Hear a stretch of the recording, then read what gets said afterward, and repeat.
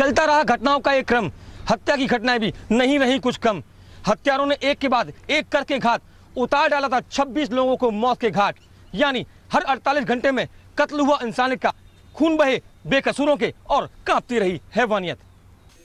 इन्हीं 50 दिनों में कम न थी हत्या की वारदात, एक के बाद किए गए घात और उतार डाले गए दर्जनों लोग मौत के घाट। हत्या की घटनाओं में शामिल थी छाता के मोहल्ला सिंह थोक में हुई वृद्ध रोशन सिंह की मौत, जो मिलने गया था अपने भतीजों से और अचानक घिर गया आग की लपटों में।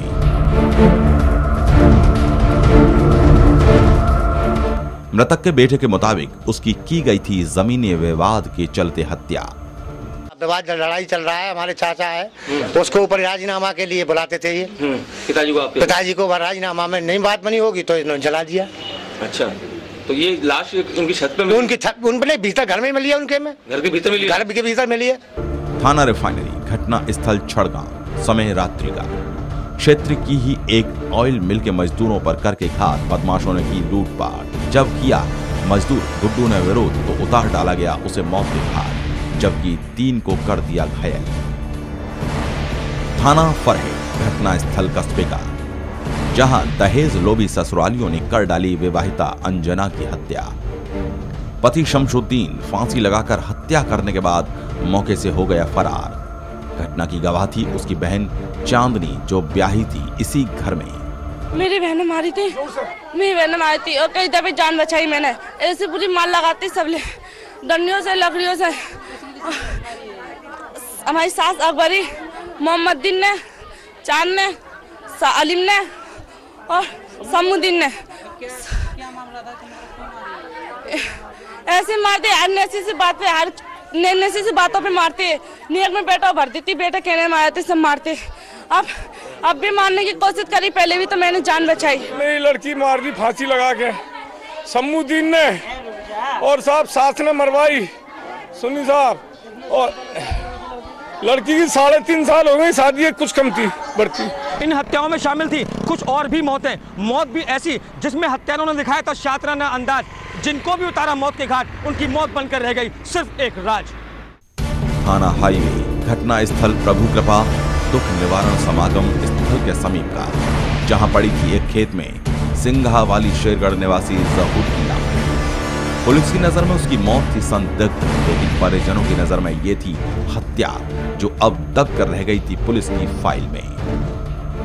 थाना फरहेड, घटना स्थल ग्राम परखम के समीप का, जहां रेलवे ट्रैक के पास पड़ी मिली एक युवक की लाश। अज्ञात लोगों ने शराब पिलाने के बाद उतार डाला था युवक को मौत के घाट। लाख प्रयास के बावजूद पुलिस नहीं कर सकी थी उसकी शिनाख्त। हम अपने खेत पे आए थे, खेत यहाँ पे गेहूँ काटने के लिए, तो अचानक से ही हम नाले की तरफ लैट्रिन वगैरह करने गए। वहाँ से लौट रहे थे, लौटते ही वक्त देखा कि इस नाली में एक डेड बॉडी पड़ी हुई है।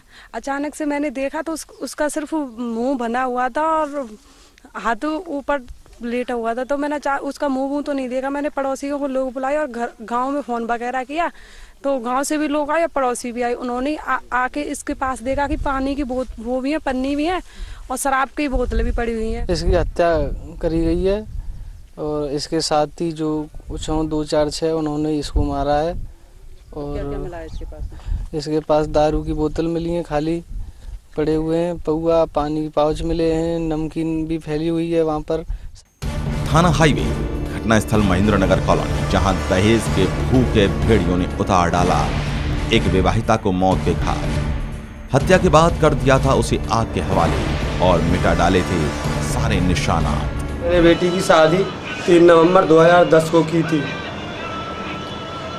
उसके बावजूद दहेज के चक्कर में इनने 17 तारीख को आग लगा दी।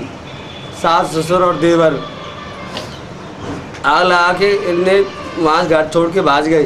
पड़ोसी उसको भर्ती कर गए। फिर पीछे हॉस्पिटल में हमको खबर 9 बजे मिली। दूसरे दिन 18 तारीख को हॉस्पिटल में हम आए तो ये यहाँ से भाग गए। थाना कोसी, घटना स्थल कोटवन पुलिस चौकी से चंद कदमों की दूरी का, जहां रेलवे ट्रैक पर पड़ी थी एक अज्ञात महिला की लाश, जिसकी गला घोंटकर हत्या करने के बाद रेलवे ट्रैक पर डाल दी गई थी उसकी लाश। लाख प्रयासों के बाद भी नहीं हो सकी महिला की शिनाख्त। दाह संस्कार के बाद दफन होकर रह गया उसकी हत्या का राज। ये महिला का जो शव है रेलवे ट्रैक पर पड़ा था, तो रेलवे विभाग ने जो है इसकी लिखित में सूचना थाने पर दी है। तो उसको आकर के देखा है तो ऐसा लग रहा है कि इसको शायद गले में जो इसकी चुन्नी बंधी हुई है, कि शायद इसको गले में चुन्नी लगा करके फांसी लगा के मार करके ट्रैक पे फेंका गया है। बॉडी को फिलहाल पोस्टमार्टम के लिए भेजा जा रहा है। जो भी पोस्टमार्टम रिपोर्ट में नतीजा आएगा उसके हिसाब से इसकी कार्रवाई करेंगे। हाँ, अभी तक इसका कोई आइडेंटिफिकेशन नहीं हुआ, बहुत लोगों ने देख भी लिया है। हत्याओं के सिलसिलेवार क्रम में शामिल थी कुछ और भी ऐसी घटनाएं जिसमें दबकर रह गई मरने वालों की आहें, जिनकी कराहट आज भी मांग रही है इंसाफ, आज भी मांग रही है अपनी पहचान। घटना स्थल छत्ता बाजार क्षेत्र की गली पीर पंच का रात के अंधेरे में हुई वारदात। ये वारदात थी शहर के युवा व्यापारी की हत्या की। शहर में नरेश खिलौने वाले के नाम से प्रसिद्ध दुकान संचालक महेंद्र कुमार गुप्ता की कर दी गई गोली मारकर हत्या। शहर के व्यस्त इलाके में हुई इस घटना से शहर में फैला दी थी सनसनी। इस घटना के कई दिन गुजरने के बाद भी आज तक नहीं खुल सका उस हत्या का राज।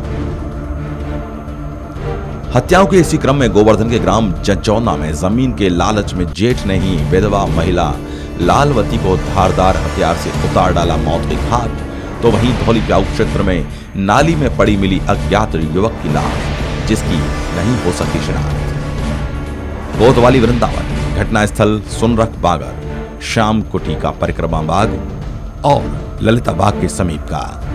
इन 3 स्थानों पर पुलिस को मिले मानव अंग। ये मानव अंग थे अज्ञात व्यक्ति के। इस अज्ञात व्यक्ति की हत्या के बाद कर दिए गए उसके टुकड़े और डाल दिए गए अलग अलग स्थानों पर। क्या कर सब यहाँ लाकर डाला गया है। और जो यहाँ मौका देखा है हम लोगों ने, तो बॉडी के गर्दन से ऊपर का हिस्सा, सर और 2 हाथ यहाँ पे मौजूद हैं। काटकर बोरे में लाके यहाँ लाके वो जला दिया गया है। इस अज्ञात व्यक्ति की मौत का राज उसके दाह संस्कार के साथ ही दफन होकर रह गया पुलिस फाइल।